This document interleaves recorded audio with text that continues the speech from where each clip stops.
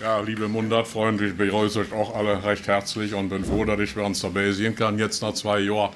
Und wir fangen direkt mit dem ersten Stückchen an.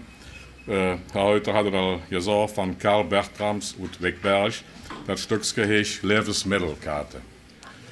Die Aue unter uns haben sie noch gekannt, die Lebensmittelkarte im Krieg und danach.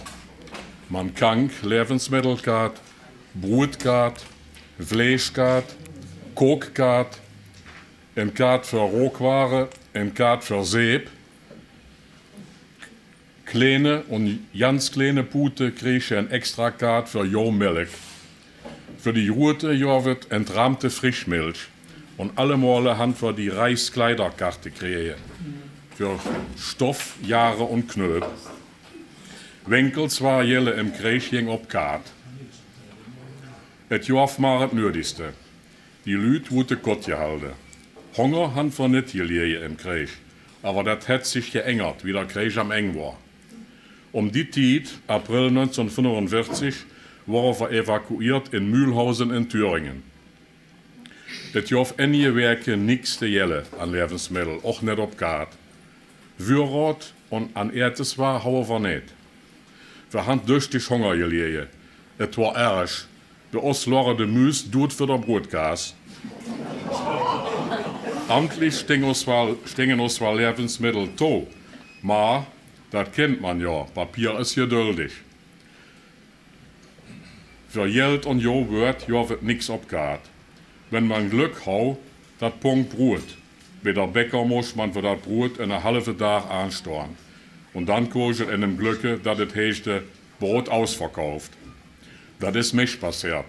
Mit der Deel Lüt sting ich für der Bäckerlade op Brot zu warten. Da kam eine Hoop ehemalige Zwangsarbeiter ob uns an. Die haben eine Fusellade ausgeräumt und waren besorgt. Und Dinge Streetzöke. Die Hand aus Lü für der Bäckerlade rechts und links die Uhr gehauen. Militärpolizei von der Amis hat gegriffen. Eine von die Zwangsarbeiter dingen rote Dekofleisch voll mit 5 Liter Fusel op der Rücktrage. Die Fleisch hat die Polizei in das Geröngels kaputt geschlagen. Alles stonk nach Fusel, auch im Brot. Engs April 1945 bin ich zusammen mit meinem Vetter von Mühlhausen über lang gefahren hamsteren.